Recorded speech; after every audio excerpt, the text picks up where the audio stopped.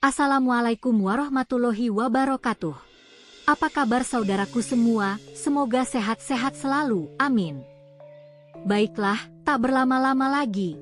Pada kisah perdana ini, saya akan menceritakan sebuah kisah yang berlatar belakang 13 abad yang lalu, tepatnya di saat era berjayanya Kerajaan Singasari dan era berdirinya Kerajaan Majapahit. Cerita ini adalah fiktif, namun saya balut dengan nuansa atau suasana cerita sejarah yang nyata adanya. Kisah ini menceritakan seorang anak yang hidup sebatang kara karena ditinggal mati oleh ayah dan ibunya karena pertempuran. Bayu Dwipa, seorang anak yang baik hati, suka menolong sesama, namun seringkali ejekan dari teman-temannya membuatnya sedih. Namun tak menggoyahkan hatinya, karena ia selalu ingat pesan dari mendiang ibunya, yaitu, berbuat baiklah kepada orang lain, maka orang lain pun juga akan baik pada MU. Berbeda lagi dengan nasihat sang ayah. Jika nasihat sang ibu adalah tentang sosial, maka sang ayah membentengi dengan nasihat sebagai berikut. Di saat hidup ini seakan tidak berpihak pada dirimu, jangan khawatir nak, tetaplah berusaha dan jangan pernah menyerah, karena usaha tidak akan pernah mengkhianati hasil. Karena ayah tahu, kau memiliki sesuatu yang sangat spesial, bahkan anak-anak lain pun tidak memilikinya. Tetapi kau harus berusaha mencarinya sendiri nak, agar kau tahu arti perjuangan. Malam pun tiba, di dalam rumah yang beratapkan ilalang dan berdindingkan anyaman bambu, serta diterangi cahaya lentera berwarna kuning temaram, Bayu masih terjaga. Namun ketenangan itu tidak berlangsung lama.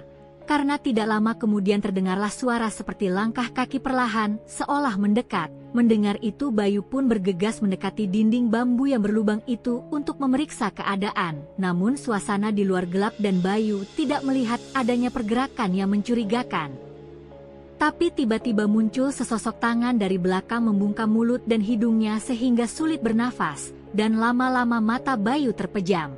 Lalu setelah beberapa saat Bayu membuka mata, seketika ia terkejut karena melihat sekelilingnya, gelap sunyi dan mencekam. Saat ini ia berada di dalam goa yang sama sekali tidak ia kenali. Namun tak lama kemudian, datanglah sesosok kakek tua yang amat sangat tua namun anehnya masih terlihat kuat dan bertenaga.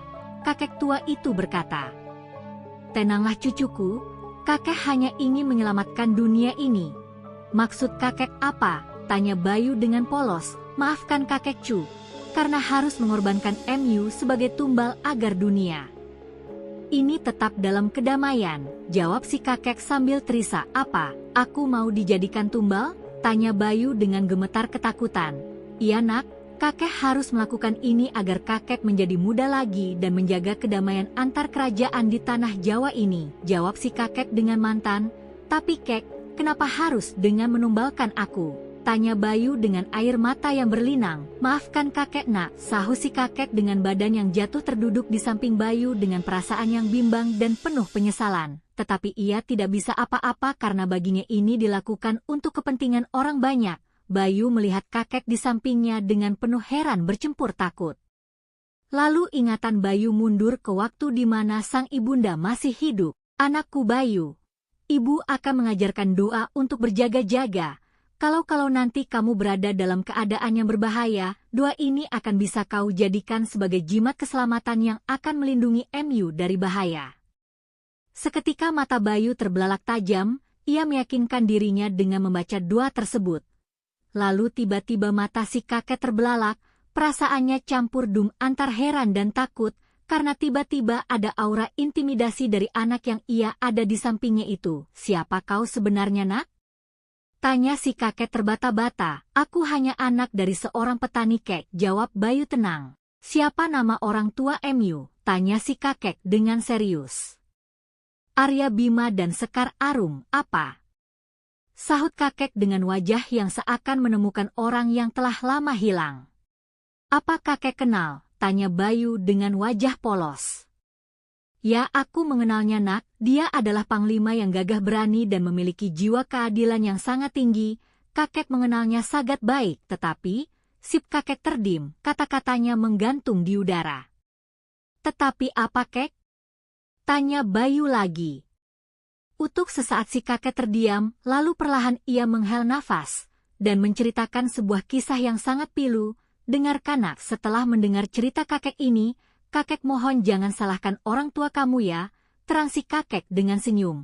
Iya kek, jawab Bayu singkat. Dahulu ayah MU dan aku adalah prajurit Singasari.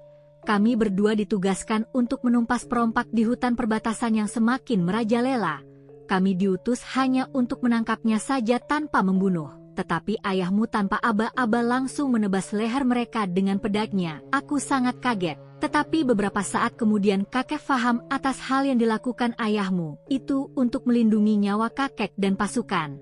Karena ternyata orang yang memerintah kami untuk menangkap perampok itu bersekongkol dengan seluruh perampok yang ada, karena ternyata Adipati yang memerintah ingin memberontak. Oleh karena itu, ayah MU langsung menghabisi mereka. Kalau tidak, pasti akan ada lebih banyak nyawa yang melayang karena pemberontakan. Tapi akibatnya ayah MU disalahkan oleh seluruh pemerintahan Singasari dan menjadi buronan karena membangkang perintah Adipati.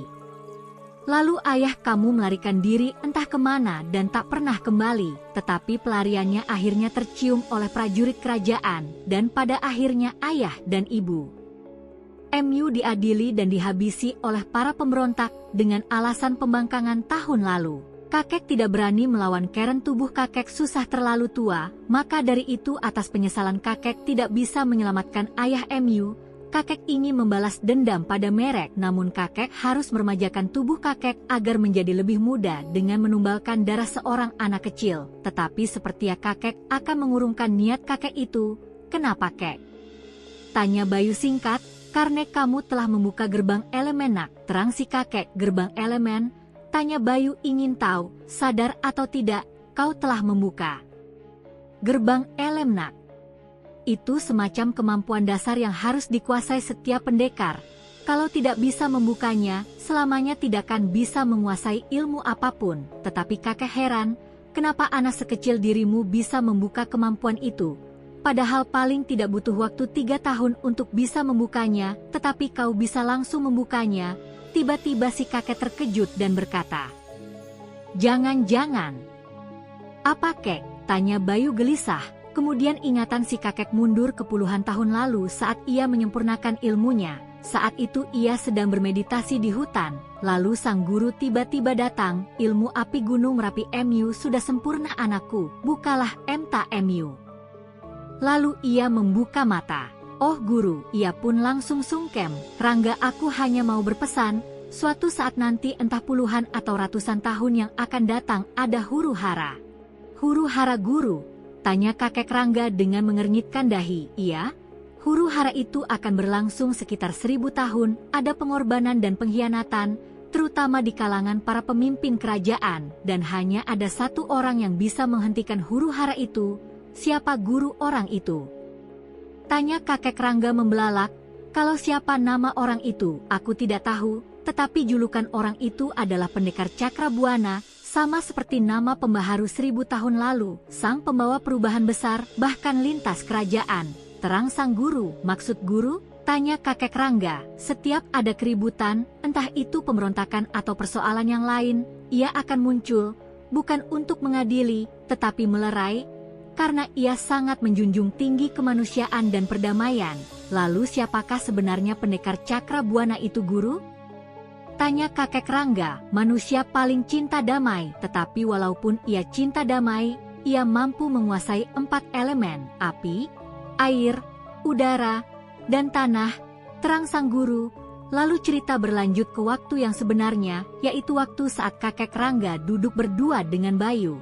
Semilir angin menerpa mereka berdua, dan pada akhirnya kakek mengurungkan niatnya untuk menumbalkan anak kecil itu. Kakek Rangga merasa dengan menumbalkan seseorang itu keputusan yang salah. Ia memutuskan untuk melatih dan mengajari Bayu ilmu kanuragan semampunya.